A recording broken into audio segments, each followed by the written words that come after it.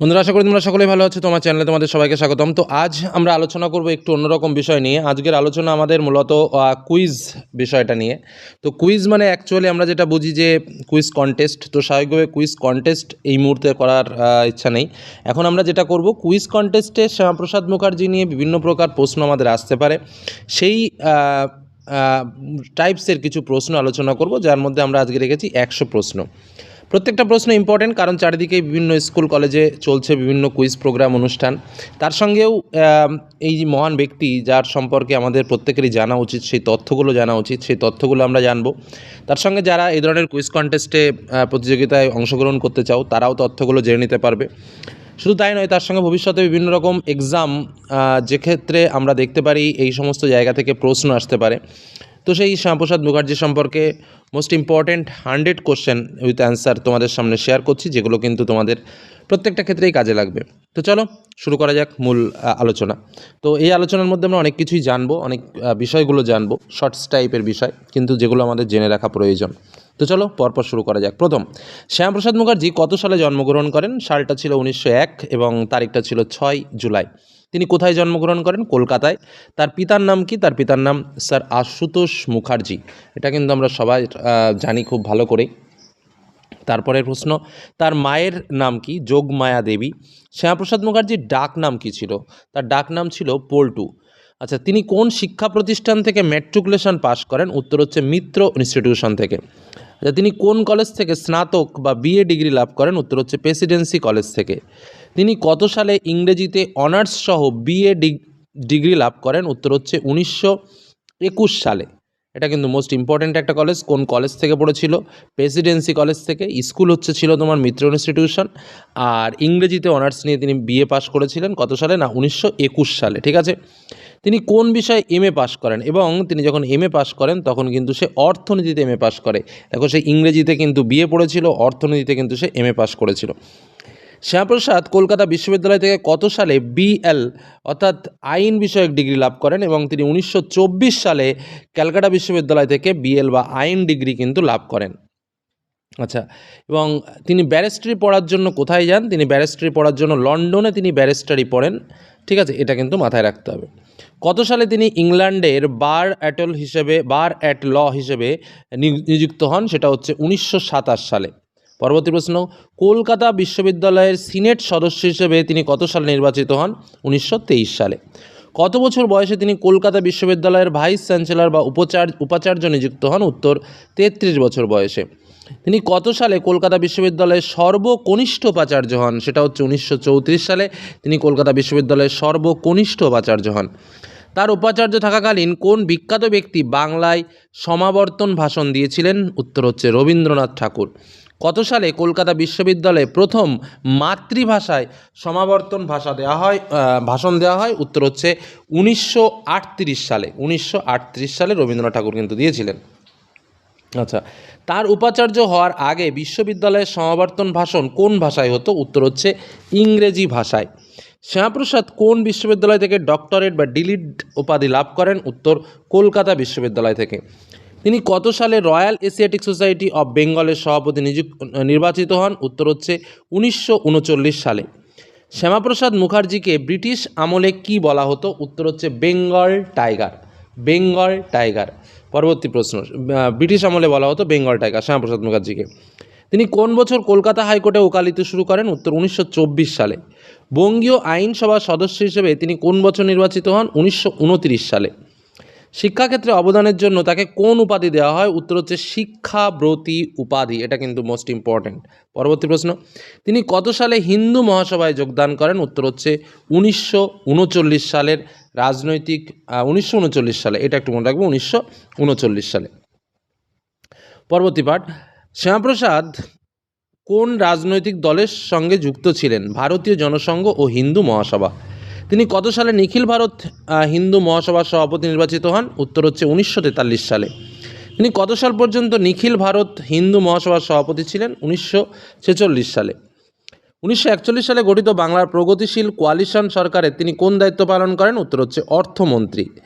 তিনি কত সালে বাংলার অর্থমন্ত্রী হিসেবে দায়িত্ব গ্রহণ করেন? উত্তর 1941 সালে। শ্যামাপ্রসাদ মুখার্জি কার মন্ত্রিসভায় বাংলার অর্থমন্ত্রী ছিলেন? উত্তর হচ্ছে ফজলুল হক। পরবর্তী প্রশ্ন, ভারত ছাড়ো আন্দোলনের সময় শ্যামাপ্রসাদের রাজনৈতিক অবস্থান কী ছিল? তিনি এই আন্দোলনের বিরোধিতা করেছিলেন। 1946 সালে কিসের দাবি জানিয়েছিলেন? উত্তর হচ্ছে পশ্চিমবঙ্গ রাজ্য গঠনের কিন্তু দাবি জানিয়েছিলেন 1946 সালে। কোন উদ্দেশ্যে তিনি বাংলা ভাগের দাবি তুলেছিলেন? হিন্দু সংখ্যাগরিষ্ঠ এলাকাগুলিকে পাকিস্তানের অন্তর্ভুক্ত হওয়া থেকে বাঁচাতে। শরৎচন্দ্র বসুর অখণ্ড বাংলার প্রস্তাবকে তিনি সমর্থন করেছিলেন কি? উত্তর হচ্ছে না, তিনি এর তীব্র বিরোধিতা করেছিলেন। অখণ্ড বাংলার প্রস্তাবের পেছনে শ্যামাপ্রসাদের প্রধান বিরোধী নেতা কে ছিলেন? উত্তর শরৎচন্দ্র বসু এবং হোসেন শহীদ সোয়ার্দী। তিনি কত সালে ডক্টর বি আর আম্বেদকরের খসড়া কমিটিতে অন্তর্ভুক্ত হন? উত্তর 1946 সালে।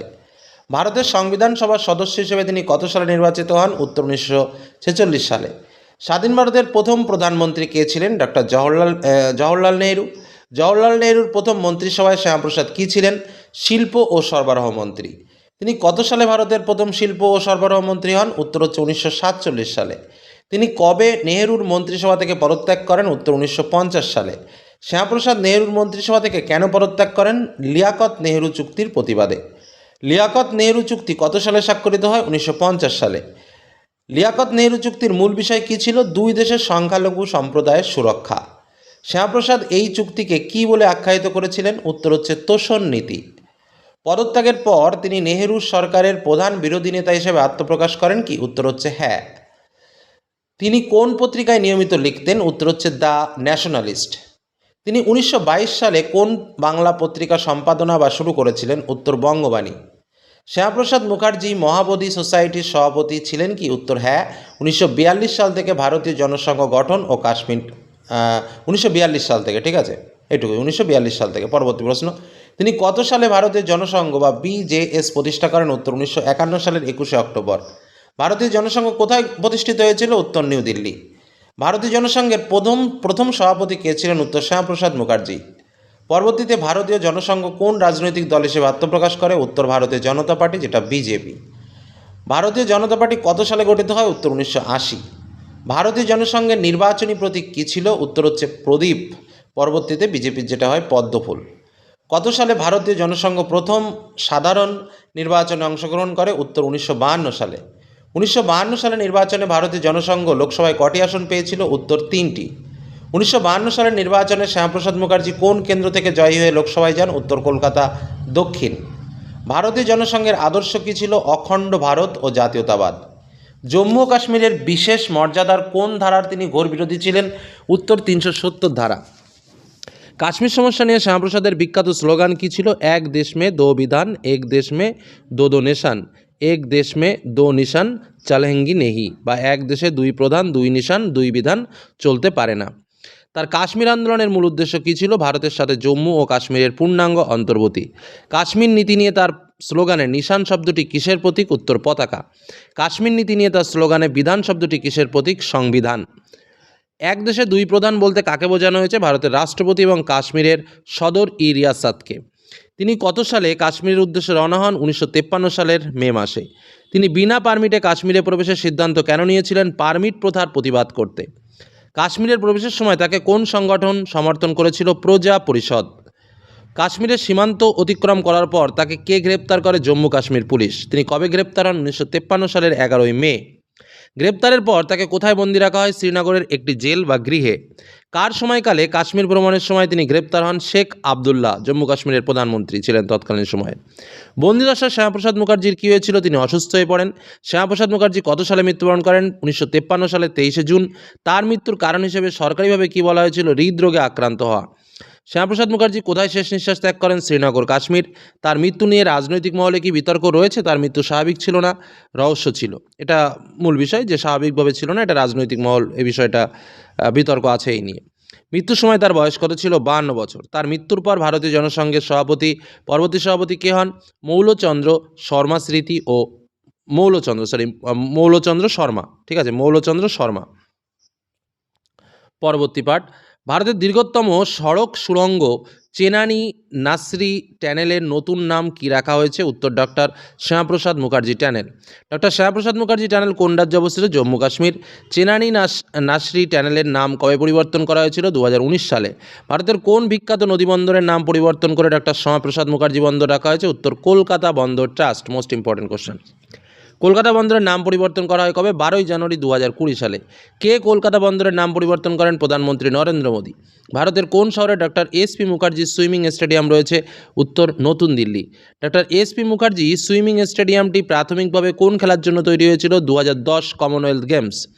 পশ্চিমবঙ্গে কোন জেলায় তার নামে কোনো স্টেডিয়াম বা বিশ্ববিদ্যালয় আছে? উত্তর ডক্টর শ্যামাপ্রসাদ মুখার্জির নামে শিক্ষা কোন জেলায় তার নামে কোনো স্টেডিয়াম বা বিশ্ববিদ্যালয় আছে? ডক্টর শ্যামাপ্রসাদ মুখার্জির নামে শিক্ষা প্রতিষ্ঠান ও মূর্তি রয়েছে। কোন স্টেডিয়াম তা? ঠিক আছে। পরবর্তী প্রশ্ন, কেন্দ্রীয় সরকারের রুষা প্রকল্পের পূর্ণাঙ্গ নাম কি? রাষ্ট্রীয় উচ্চতর শিক্ষা অভিযান। ঠিক আছে। পরবর্তী প্রশ্ন, তার স্মরণে ডাক বিভাগ কত সালে স্মারক ডাক টিকিট প্রকাশ করেছিল? এটা বেস্ট ইম্পর্টেন্ট কোশ্চেন। 2001 সালে, তার জন্মবার্ষিকীতে। ভারতীয় জনতা পার্টি শ্যামাপ্রসাদ মুখার্জিকে তার দলের কি মনে করেন? আদর্শিক প্রতিষ্ঠাতা বা পথপ্রদর্শক। তার জীবনাবসান দিবসটি বিজেপি ও অন্যান্য জাতীয়তাবাদী দল কিভাবে পালন করে? বলিদান দিবস বা সংকল্প দিবস হিসাবে। শ্যামাপ্রসাদের জীবনাবসানের দিবস কবে? উত্তর 23শে জুন। তার জন্মবার্ষিকী কবে? 6 জুলাই। শ্যামাপ্রসাদ মুখার্জির মেমোরিয়াল অ্যাওয়ার্ড কোন ক্ষেত্রে দেওয়া হয়? উত্তর জাতীয় সংহতি ও জনসেবা। তিনি জীবনের শেষ ভাগে কোন উপাধিটি সবচেয়ে বেশি গ্রহণ করেছিলেন? উত্তর দেশ নায়ক। শ্যামাপ্রসাদ মুখার্জিকে ভারতীয় জাতীয়তাবাদের একজন ড্যাশ বলা যায়? উত্তর প্রবক্তা বা রূপকার।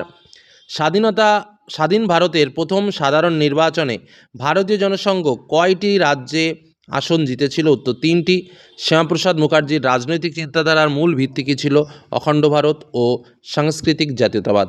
তো 100 কোশ্চেন তোমাদের সামনে শেয়ার করলাম। একটা কথা বলে রাখি, যে 100 কোশ্চেন শেয়ার করলাম জানার মতো কোশ্চেন, জেনে রাখা ভালো, কোনো না কোনো ক্ষেত্রে হয়তো কাজে লাগতে পারে, এটুকুই। ধন্যবাদ।